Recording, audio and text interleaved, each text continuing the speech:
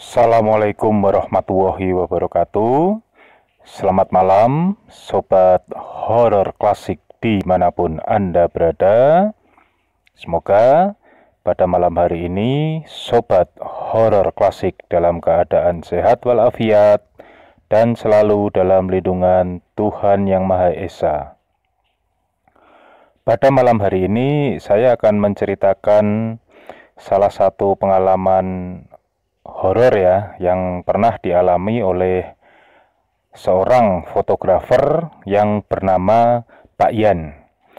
Namun seperti biasanya, sebelum saya memulai cerita pada malam hari ini, pertama-tama izinkan saya mengucapkan terima kasih kepada Sobat Horor Klasik yang sudah berkunjung dan mendengarkan cerita-cerita yang ada di channel Horor Klasik. Tidak lupa, saya ucapkan terima kasih sebanyak-banyaknya serta apresiasi setinggi-tingginya kepada subscriber yang telah bersedia untuk mengikuti dan mendapatkan cerita-cerita terbaru dari channel Horor Klasik.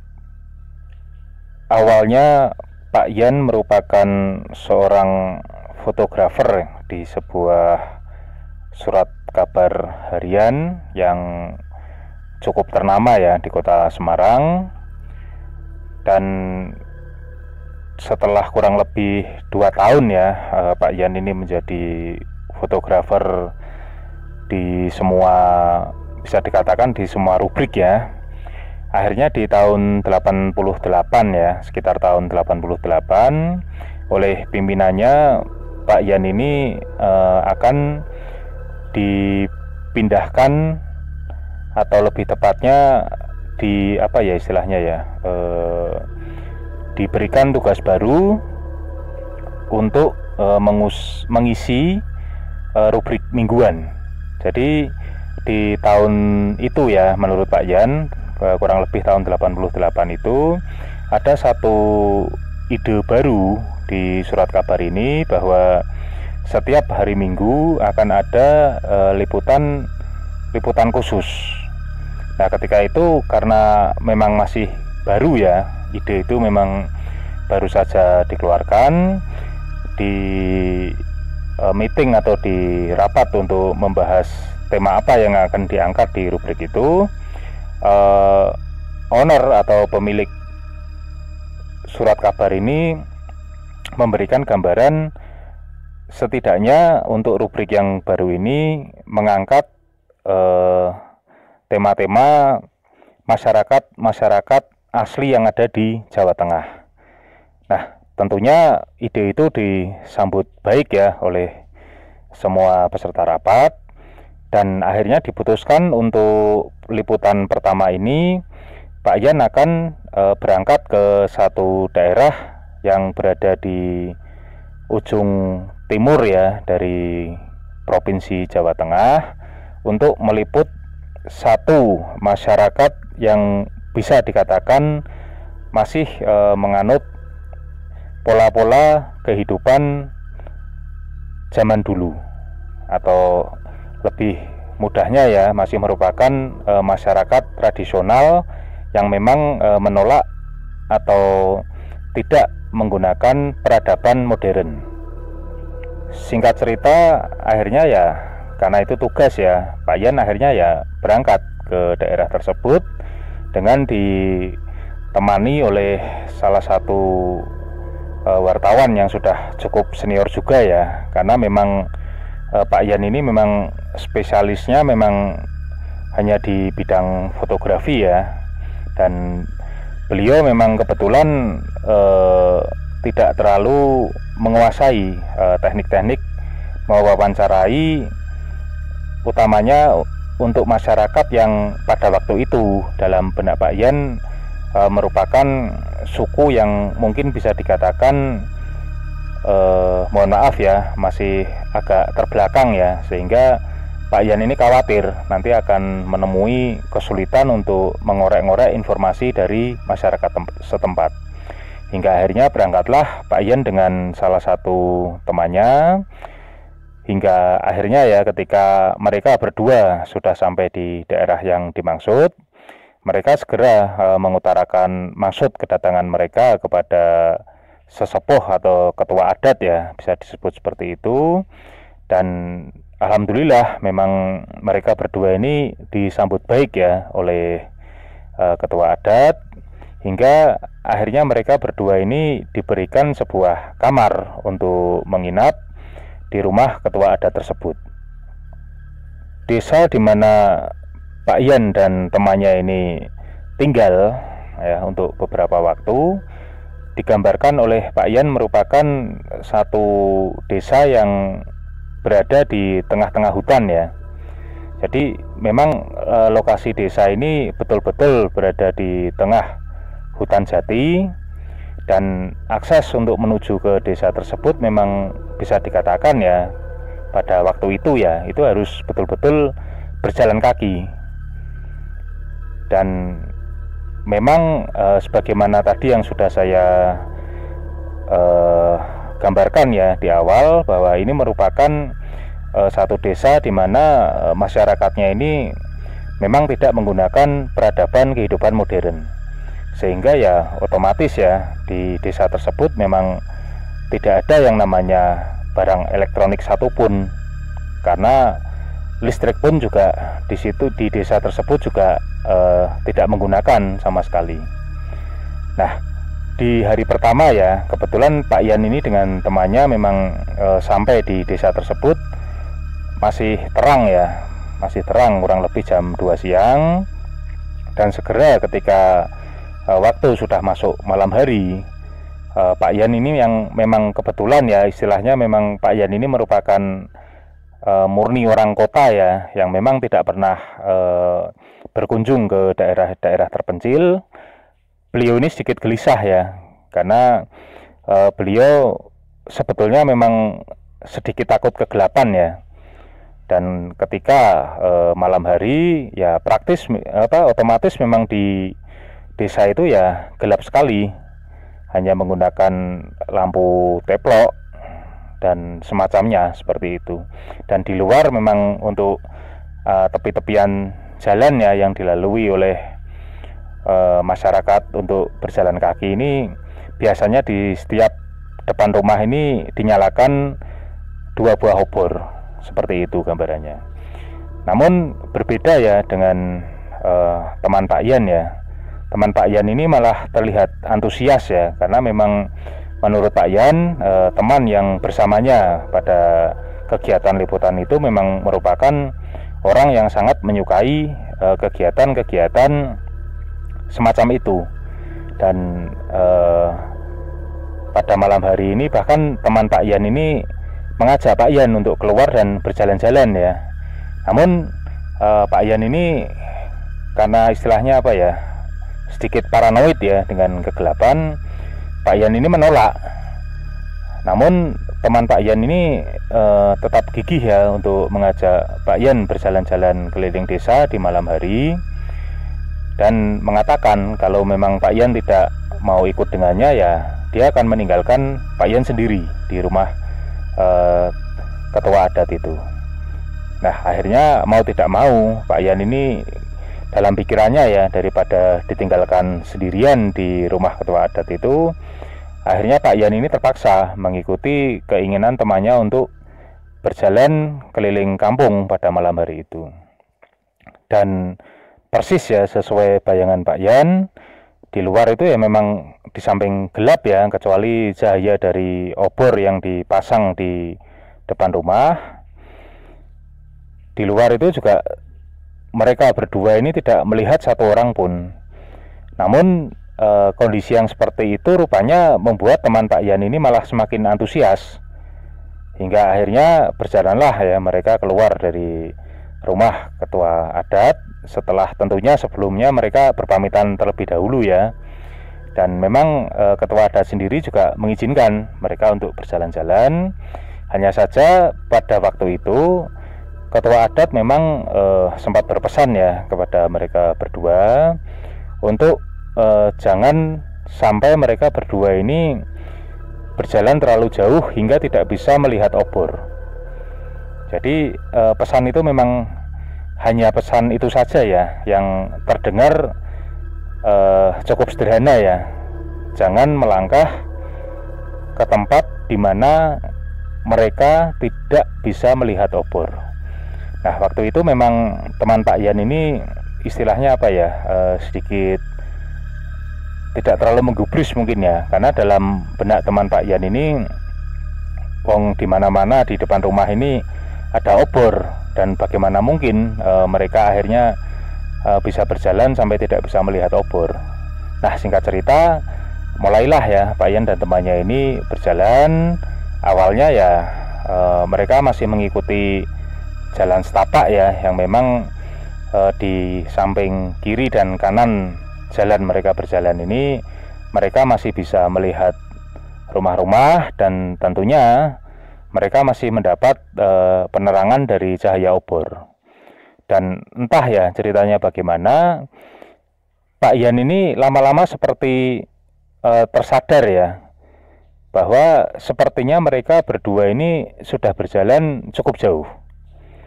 Dan ketika itu Pak Yan berusaha menoleh ke belakang, namun Pak Yan ini masih bisa melihat cahaya obor, namun cahaya itu memang sudah terlihat kecil. Dan sebetulnya di tempat di mana Pak Yan dan temannya ini berjalan, mereka berdua ini sudah tidak melihat satupun rumah ya di kiri kanan jalan tempat mereka berjalan. Namun teman Pak Yan ini mengajak Pak Yan untuk terus berjalan ke depan, karena menurut teman Pak Yan ini melihat satu mungkin semacam situs ya, yang berupa seperti punden berundak, kurang lebih seperti itu. Jadi di keremangan malam itu entah kenapa teman Pak Yan ini merasa yakin bahwa beberapa ratus meter di depan mereka ini ada semacam entah candi entah apa ya. Tapi ketika itu pembahasan mereka berdua ini itu adalah merupakan situs lama, kurang lebih seperti itu. Dan akhirnya ya mereka berdua ini terus saja berjalan ya, meskipun Pak Yan ini sebetulnya memang sudah ragu untuk meneruskan langkahnya. Dan akhirnya ketika mereka sampai di apa ya istilahnya, sampai di satu tempat yang tadinya dimaksud oleh teman Pak Yan ini, memang mereka ini melihat ya satu buah bangunan yang dibentuk dari tumpukan-tumpukan batu yang memang cukup artistik ya, bisa dikatakan seperti itu. Dan kalau dilihat dari posisi batu dan ketika mereka meraba batu yang digunakan untuk membentuk bangunan tersebut, mereka berdua memang meyakini bahwa bangunan itu memang merupakan bangunan dari masa lalu ya, yang sangat lama ya, meskipun memang mereka belum tahu itu apa ya, namun setidaknya mereka ini seakan-akan sudah mendapat gambaran besok dari mana mereka akan memulai perburuan gambar ataupun perburuan informasi-informasi mengenai desa tersebut. Nah, di tengah-tengah ya mereka berdua ini sedang mengagumi bangunan yang ada di depannya, meskipun gelap ya, namun anehnya memang mereka berdua ini seakan-akan memang bisa melihat dengan jelas ya bentuk yang ada di depannya. Jadi gambarannya itu mirip seperti candi, namun tingginya itu hanya mungkin sekitar 4 meteran ya, sekitar 4 meteran. Dan di depannya ini memang ada semacam tangga untuk naik, jadi memang seperti candi seperti itu. Dan ketika sedang asik-asiknya ya mereka berdua mengagumi bangunan tersebut, mereka berdua ini dikejutkan oleh suara gemeresek daun ya, yang berjarak kurang lebih 50 meter dari tempat mereka berdiri. Dan ketika itu Pak Yan ya, yang memang dasarnya agak paranoid dengan kegelapan, terkejut dan segera mendekati temannya itu sambil memegang lengan temannya. Namun teman Pak Yan ini malah mencandai Pak Yan dengan menepis tangan Pak Yan sambil mengatakan istilahnya jangan dekat-dekat, nanti kalau orang melihat malah pikirannya disangka mereka berdua ini melakukan hal yang tidak sewajarnya ya. Sobat horor klasik paham mungkin yang saya maksud ya. Nah, namun Pak Yan ini meskipun akhirnya memang melepaskan ya pegangan tangannya, namun rasa paranoidnya ini tidak berkurang. Bahkan malah Pak Yan ini melihat ke sekelilingnya ya, ke rerimbunan pohon yang ada di sekitarnya sambil menajamkan penglihatannya.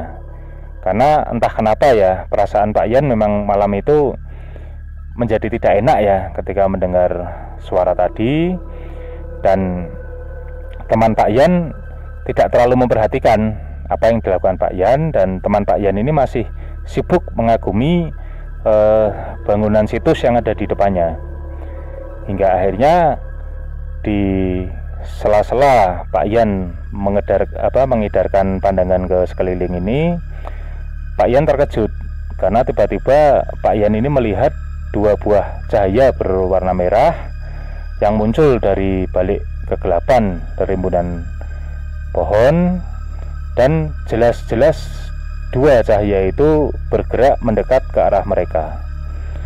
Nah, ketika itu Pak Yan ini seperti apa ya istilahnya, seperti freeze ya atau membeku ya melihat dua cahaya merah itu. Namun mulut Pak Yan ini masih sempat memanggil temannya. Namun lagi-lagi ya, teman Pak Yan ini agaknya memang tidak terlalu mempedulikan ya panggilan Pak Yan, hingga akhirnya Pak Yan ini bisa bergerak.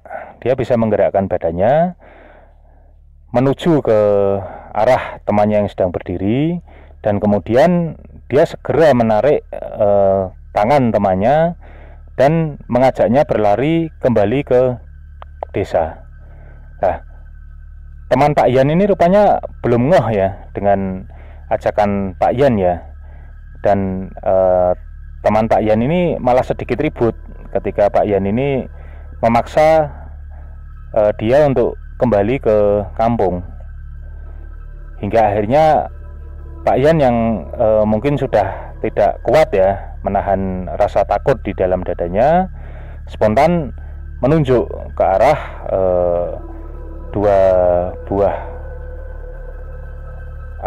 sinar yang berwarna merah sambil mengatakan, itu intinya ada yang mengawasi kita, ayo segera kembali. Dan di saat itu teman Pak Yan ini malah mendadak lebih cepat mendahului Pak Yan, menarik tangannya dan berlari di depan sambil menarik Pak Yan untuk kembali ke desa. Nah, akhirnya kondisinya ini jadi terbalik ya, malah jadi teman Pak Yan yang menarik Pak Yan untuk segera kembali ke desa. Nah, ketika mereka berdua ini sudah mencapai jalan yang ada obornya, yang artinya di kiri kanan mereka ini sudah mulai ada rumah, Pak Yan ini sambil berlari ya, ditarik temannya ini, memberanikan diri menengok ke belakang ya.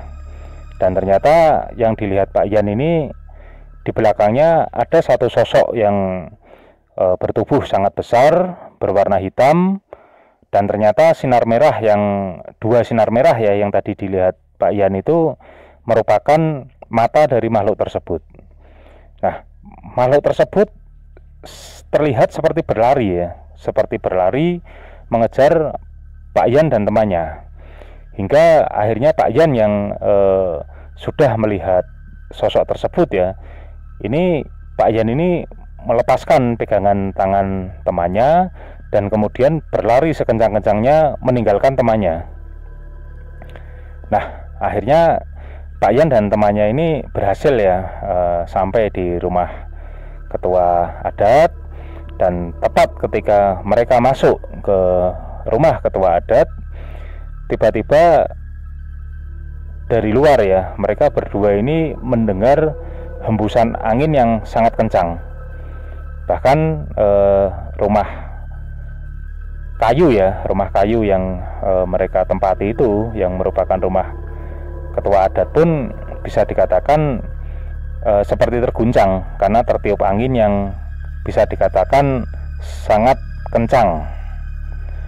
Dan akhirnya ya, karena mungkin mendengar suara ribut-ribut pintu dibanting, si ketua adat ini keluar dari kamarnya, dan beliau ini melihat Pak Yan dan temannya yang terengah-engah di balik pintu, sibuk mengatur nafasnya. Dan kemudian ketua adat ini bertanya kepada mereka berdua, dari mana mereka berdua? Kok sampai sosok Maruto marah besar? Nah, disitulah Pak Yan akhirnya ini bercerita ya kepada ketua adat bahwa tadi mereka berdua jalan-jalan hingga akhirnya mereka menemukan satu buah bangunan yang mereka kira itu adalah situs peninggalan masa lalu. Nah, disitulah ketua adat ini baru mengetahui, dan akhirnya ketua adat ini secara hati-hati ya bercerita kepada Pak Yan dan temannya bahwa tempat yang tadi mereka datangi merupakan salah satu tempat yang bisa dikatakan tempat pemujaan ya bagi masyarakat di desa tersebut. Dan sosok yang tadi mengejar mereka itu oleh orang-orang di desa tersebut biasa disebut dengan sebutan Maruto, bukan Naruto ya. Kalau kartun zaman sekarang ada Naruto, kalau ini Maruto. Jadi waktu itu Pak Yan pun bertanya ya, kenapa kok sosok tersebut dinamakan seperti itu. Namun ketua adat ini menahan ceritanya dan meminta Pak Yan dan temannya untuk segera mencuci badannya sekaligus membasuh muka dan bersegera tidur. Hingga akhirnya keesokan paginya ya, setelah sarapan, ketua adat ini kembali bercerita kepada Pak Yan dan temannya bahwa kalau dalam bahasa Jawa kuno ya, Maruto sendiri itu sebetulnya artinya angin ya. Dan memang kenapa disebut demikian, karena memang dalam setiap kemunculannya hampir pasti ada angin ribut yang menyerang desa tersebut. Nah, Pak Yan yang penasaran ya, akhirnya bertanya kepada ketua desa atau ketua adat itu hal-hal apa yang bisa menyebabkan kemunculan si Maruto ini. Hingga ketua adat ini kembali meneruskan ceritanya bahwa bila mana ada sesajian yang tidak lengkap ya, bisa dikatakan semacam itu, atau mungkin terlambat diantarkan, hampir pasti terjadi angin ribut menyerang desa tersebut. Ada satu kejadian yang bisa dikatakan cukup besar ya, ketika di tahun-tahun 80-an ya, 80 atau akhir tahun 70-an ya. Ketika itu entah ya ceritanya bagaimana, namun kalau Pak Yan ini tidak salah mengingat ya, kalau tidak salah mengingat, itu terjadi ketika ada salah satu warga atau penduduk dari desa adat tersebut yang istilahnya ini berbuat hal yang kurang pantas di dekat tempat pemujaan. Dan malamnya angin ribut ini menyerang desa mereka hingga beberapa rumah, dan terutama rumah dari warga yang melakukan tindakan kurang terpuji itu betul-betul diporak-porandakan oleh angin. Nah, ini wallahu alam ya, istilahnya apakah memang kejadian angin ribut ini berhubungan erat dengan sosok yang diyakini sebagai Maruto itu ya, wallahu alam. Namun ini memang merupakan salah satu pengalaman nyata yang dialami oleh seorang fotografer bernama Pak Yan ketika pada tahun 88-an ya, sekitar tahun 88, ditugaskan di salah satu tempat yang bisa dikatakan pedalaman untuk meliput kehidupan masyarakat adat, kurang lebih seperti itu. Dan sampai sekarang pun desa tersebut memang masih ada, hanya saja mungkin kondisinya sudah tidak seperti yang dulu digambarkan oleh Pak Yan ya. Kalau di zaman dulu sesuai gambaran Pak Yan ini memang, mohon maaf ya, bisa dikatakan masyarakat atau penduduk di desa itu memang bisa dikatakan masih betul-betul primitif ya. Namun sepertinya kalau di zaman sekarang mereka sudah mulai mengenal kehidupan modern ya. Dibuktikan dengan beberapa masyarakat yang sudah menggunakan telepon genggam dan sudah ada beberapa elektronik di rumah mereka. Seperti itu cerita yang bisa saya sampaikan pada malam hari ini. Terima kasih kepada Horor Klasik yang telah bersedia mendengarkan cerita ini. Semoga kita selalu melindungi Tuhan Yang Maha Esa. Wassalamualaikum warahmatullahi wabarakatuh.